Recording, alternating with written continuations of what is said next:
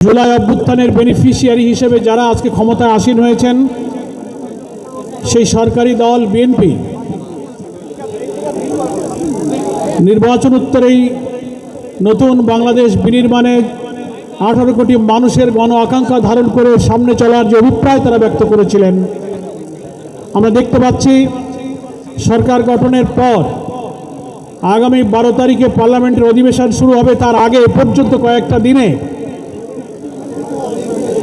সরকারি দলের যে সমস্ত বক্তব্য, বিবৃতি, কিছু পদক্ষেপ জাতির আকাঙ্ক্ষা পূরণ করতে পারছে না। জুলাই সনদ লক্ষ লক্ষ মানুষের রক্ত দিয়ে গড়া নতুন রাষ্ট্র বিনির্মাণে, এটি কর্তৃত্ববাদী শাসন থেকে দুর্নীতিমুক্ত বৈষম্যহীন একটি সমাজ নির্মাণের জন্য আমাদের একটি ঐতিহাসিক সনদ হচ্ছে জুলাই চার্টার। সরকারি দল ক্ষমতায় গিয়ে এখন সংবিধান সংস্কার পরিষদের শপথ তারা নিতে রাজি হলেন না। জুলাই সনদের পুরোটা বাস্তবায়ন করবেন কিনা তা নিয়ে কোনো কথা বলছেন না, ধোঁয়াশা এবং আরও প্রশ্ন তৈরি হচ্ছে। আমি মনে করি জুলাইয়ের সহস্র শাহাদাত, হাজার হাজার তরুণের ক্ষতবিক্ষত রক্তাক্ত দেহের স্মৃতি ভুলে গিয়ে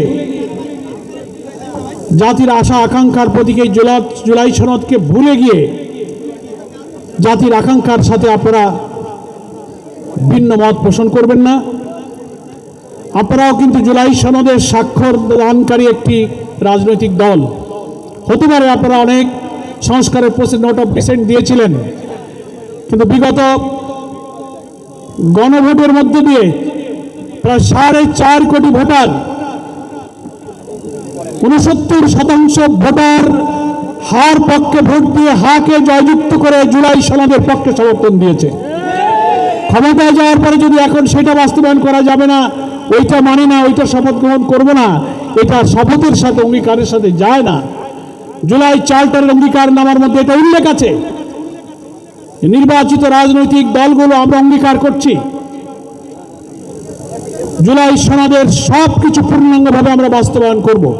এবং জুলাই চার্টারের মধ্যে সংবিধান সংস্কার পরিষদের যারা সদস্য হবেন তাদের শপথনামাও সেখানে উল্লেখ করা আছে, অথচ সরকারি দলের পক্ষ থেকে বলা হচ্ছে সংবিধানে নাই, তাই আমরা শপথ গ্রহণ করব না। এটা ঠিক নয়। সংবিধানের দোহাই আগে অনেকে দিয়েছেন। সংবিধানের প্রশ্ন তুললে নিজেরাই আপনারা অনেক বিতর্কের মধ্যে পড়ে যাবেন। এই গণভোট, এই জাতীয় নির্বাচন, এই জাতীয় সংসদ, এই জুলাই সনদকে আপনারা বিতর্কিত না করে আমি মনে করি গণ আকাঙ্ক্ষা ও অভিপ্রায়ের প্রতি শ্রদ্ধা রাখুন। সমস্ত কিছুর উপরে সবচেয়ে জনগণের অভিপ্রায় হচ্ছে সবচেয়ে বড় আইন। গণভোটে 69% ভোটে হাজারযুক্ত হওয়ার পরে এর উপরে আর কোনো আইন, আর কোনো যুক্তি চলে না। তারাই জুলাই চার্টারকে অনুমোদন দিয়েছে, সেটাই আগামী নির্বাচনের নতুন গঠিত জাতীয় সংসদে আপনারা জুলাই সনদকে অনুমোদন করবেন এবং গৃহীত সমস্ত সংস্কার এবং ঐক্যমত্যে আমরা যা পৌঁছেছি সেগুলো বাস্তবায়ন করার মধ্যে দিয়ে জনগণের আশা আকাঙ্ক্ষা পূরণ করবেন।